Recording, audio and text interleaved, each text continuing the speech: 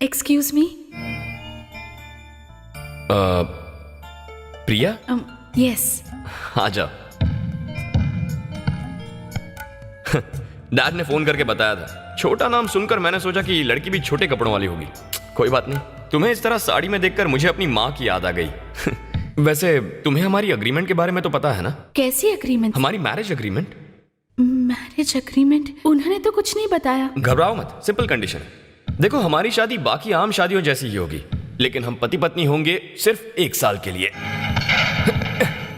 बात यह है कि लाइफ में मैं किसी तरह की कमिटमेंट पसंद नहीं करता, इंक्लूडिंग मैरिज।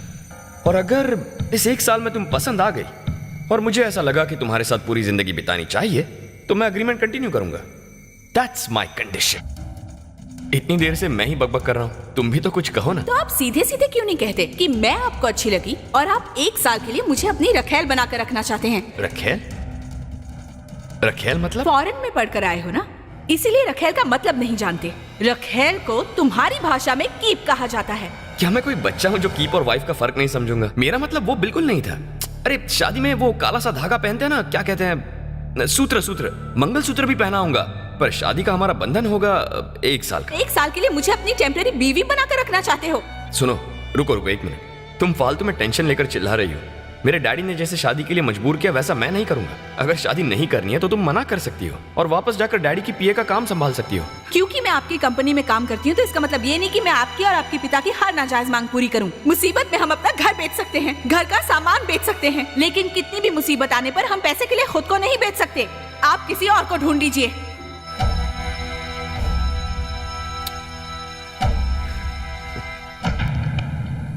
इतने बड़े आदमी होकर भी जब आपने कहा कि आप अपने अंडर काम करने वाली लड़की को अपनी बहू बनाएंगे, तब मुझे आपके बड़प्पन पर बहुत फक्र हुआ था। उसी तरह आप अपने बेटे का मन बहलाने के लिए अपनी ऑफिस से एक गरीब लड़की को भेजना चाहते हैं। मुझे आपसे ये उम्मीद नहीं थी। प्रिया, तुम मुझे और जलील मत करो। मैंने तुम्हें धोखा देने के बारे में कभी नहीं सोचा था। तो फिर ऐसा क्यों किया? आपने ये क्यों नहीं बताया कि आपका बेटा एक ऐसी शादी करना चाहता है जो 1 साल के अग्रीमेंट पर टिकी हुई है? संसार में किसी भी बाप ने ऐसी मुसीबत नहीं झेली होगी। तुम्हें क्या बताऊं, वो अपनी माँ की कमी महसूस न करे, इसलिए मैंने उसे पढ़ाई के लिए अमेरिका भेज दिया। हाँ, लेकिन अपने देश में न रहने की वजह से वो अपनी संस्कृति से दूर चला गया है। उसे ये भी नहीं मालूम कि एक मामूली धागे में और मंगलसूत्र में जमीन आसमान का फर्क होता है। उसके लिए मंगलसूत्र एक धागा है, जिस धागे को जब मन करे तब पहन लो और जब मन करे उतार दो, तो कोई फर्क नहीं पड़ता। इसलिए मुझे समझ में नहीं आ रहा था कि मैं उसे शादी के लिए कैसे मनाऊं, सही गलत दोनों का फर्क कैसे समझाऊं। मां भी तो नहीं है जो उसे समझाए। तभी तुम मुझे देखी। अगर तुम उसकी बीवी बन जाओ तो उसे सुधारने के लिए 1 साल नहीं, बस 1 मिनट काफी है। इसलिए मैंने तुम्हें एग्रीमेंट के बारे में नहीं बताया। पर आपने मुझे यूज किया, मेरी गरीबी का फायदा उठाया, अपने बेटे के लिए मेरी जिंदगी दांव पर लगा दी। मैं आपको कभी माफ नहीं कर सकती। 1 साल के लिए आपके अमीर बेटे की रखेल बनने से बेहतर है कि मैं कहीं जाकर आत्महत्या कर लूं। मैं जा रही हूँ sir. Thank you sir.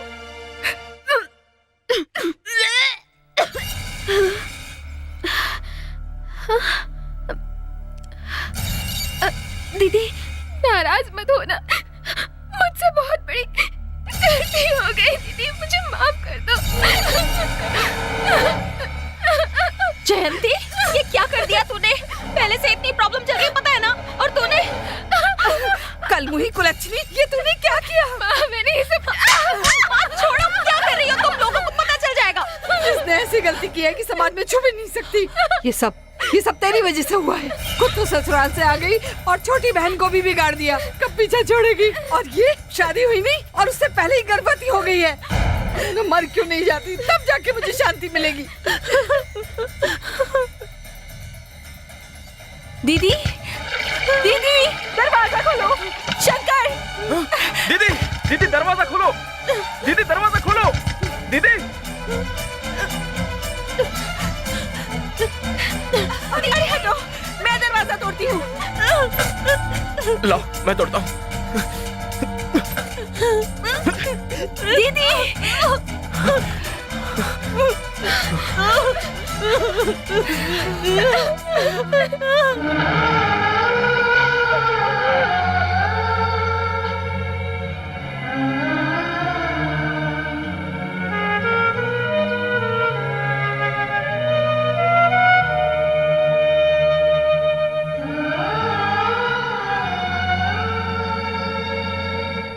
Mohan, अच्छा वो मैरिज हॉल जो तुमने बुक किया था ना, उसे जाकर कैंसिल कर दो। आओ बेटा, कोई खास बात है? ये रेजिग्नेशन लेटर देने आई हूँ। मैं अपनी गलती की माफी तो मांग चुका हूँ ना। विश्वनाथ जी की बहू अगर अपने ही ऑफिस में नौकरी करेगी तो लोग आपको बेवकूफ और गधा कहेंगे ना। इसीलिए रिजाइन कर रही हूँ। यू मीन शादी के लिए तैयार हो तुम? जी। Yahoo! I am sorry, relax. जरा रुको, एक सेकंड। मोहन, रहने दे यार। तूने बुकिंग कैंसिल तो नहीं की ना? सुन, कंफर्म कर दे, डबल कंफर्म, फुल पेमेंट दे दे, शादी पक्की।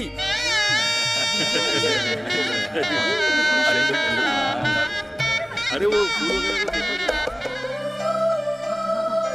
बाप रे, जीजू आ गए। चलो आप जरा बाहर जाएंगे, मुझे कुछ पर्सनल बात करनी है। चलो बाहर चलो। अच्छी लग रही हो। कुछ खास बात नहीं, बस वो अग्रीमेंट पेपर पर साइन चाहिए था।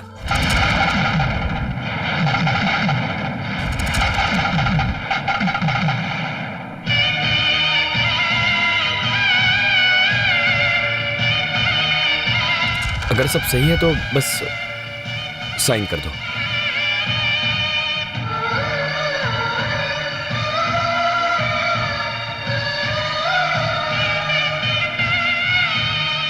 हे भगवान, दुनिया में मैं ऐसी पहली लड़की होंगी जो शादी करने से पहले अपने डिवोर्स पेपर पर साइन करेगी। ऐसा ईश्वर किसी दुश्मन के साथ ही न करे।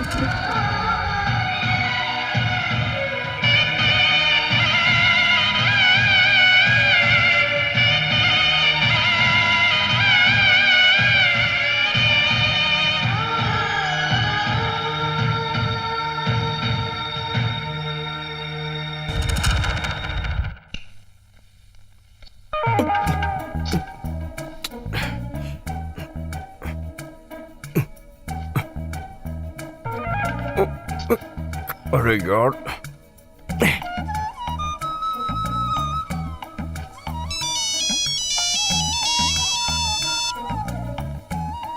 डैड, ये कैसा कॉस्ट्यूम दिया है मुझे पहनने के लिए? जितना ऊपर रख रहा हूं उतना ही नीचे सरकता जा रहा है।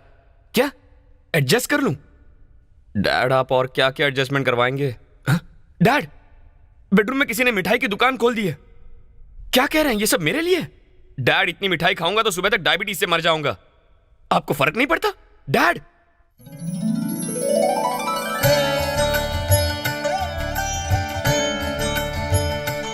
ये क्या है? ड्रिंक्स है? ना ना ना, दूध। पर क्यों? पीने के लिए। ये अच्छा है, डैड ने खाने के लिए मिठाई भेजी है, तुम पीने के लिए दूध लेकर आई हो। लगता है आज मुझे खिला पिला कर ही मार दोगे। ये धोती मत खींचना, ये खुल जाती है। खींचूंगी नहीं, बस मुझे आशीर्वाद दीजिए। ओह, तुमने धोती को छुआ तो मुझे टेंशन हो गया, क्योंकि मैंने अंदर शॉर्ट्स भी नहीं पहनी है। अगर आशीर्वाद चाहिए तो अपने माँ बाप से लो, मेरे डैड से लो, चाहिए तो भगवान से ले लो। जमीन को छूकर हाथ गंदे हो जाएंगे। उठो उठो, उठ जाओ। पर आज से आप ही मेरे भगवान हैं। कैसी फिल्मी बातें कर रही हो तुम? आशीर्वाद दीजिए कि हम 100 साल तक एक साथ रहें। 100 साल के लिए? मेरे लिए एक ही साल भारी है। 100 साल तक जियो, उठ जाओ। हाँ, ओके ओके। देखो, इस तरह गिर पड़ के मेरे पैर मत छूना, खासकर जब मैंने लुंगी पहनी हो। इसे गिरना पड़ना नहीं कहते, ये तो हमारा रिवाज है। अच्छा, ऐसा है? ये कंपलसरी होता है? पर मुझे तो किसी ने नहीं बताया। थोड़ा पीछे हटना, पीछे हटना। अरे रे, ये आप क्या कर रहे हैं? आप मेरे पैर क्यों छू रहे हैं? तुम्हारा गिरना पड़ना अगर रिवाज है तो मेरा गिरना पड़ना भी रिवाज ही हुआ ना। आप खड़े हो जाइए प्लीज। पहले मुझे आशीर्वाद दो, मैं भी 100 साल जीना चाहता हूँ। सुनिए, खड़े हो जाइए। अच्छा, तुमने अपने लिए 100 साल का आशीर्वाद मांग लिया और मैं मांग रहा हूँ तो मुकर रही हो। कैसी सेल्फिश लड़की हो। पहले आप खड़े हो जाइए प्लीज। ये एक तरफा रूल्स नहीं चलेंगे। क्या जी, ऐसा नहीं होता। अब मैं आपकी पत्नी बन चुकी हूँ, इसीलिए आपके पैर छूना मेरा धर्म बनता है। समझ में नहीं आता हमारे देश में ऐसा क्यों है। यहाँ पति को भगवान और बीवी को नौकरानी बनाकर रखते हैं। मुझे ये पसंद नहीं। तुम जैसे जीना चाहती हो जियो, और मैं अपने तरीके से जीऊंगा। Hi Peter, how are you? Just a minute. America से एक दोस्त का फोन है, तुम आराम से सो जाओ, okay?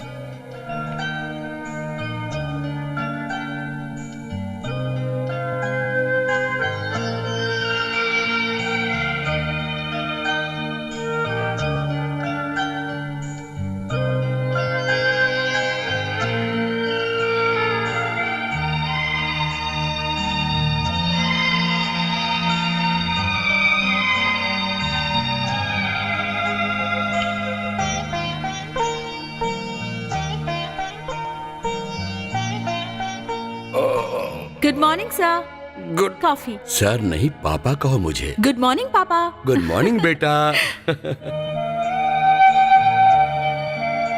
Good morning. Good morning.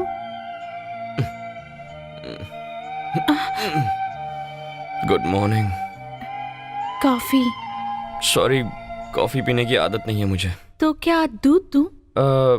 मैं तो यूजुअली शैंपेन लेता हूँ, शैंपेन। एक स्मॉल पैक बनाकर लाओगी? सॉरी।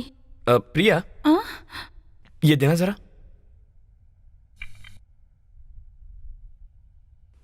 वाह, इसका टेस्ट भी काफी अच्छा है। तो फिर आज से कॉफी पिया करूंगा।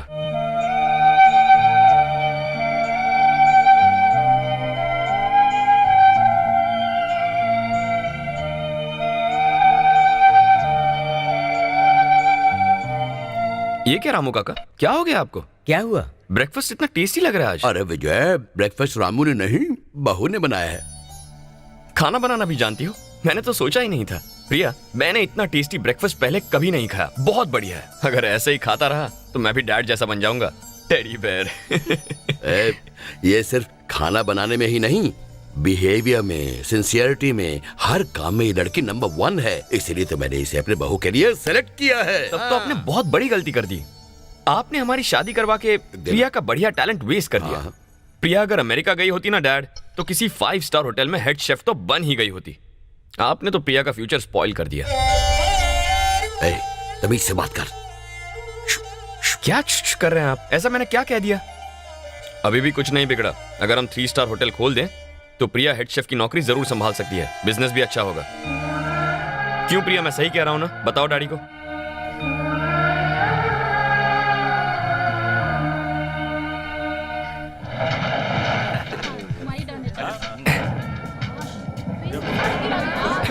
यस,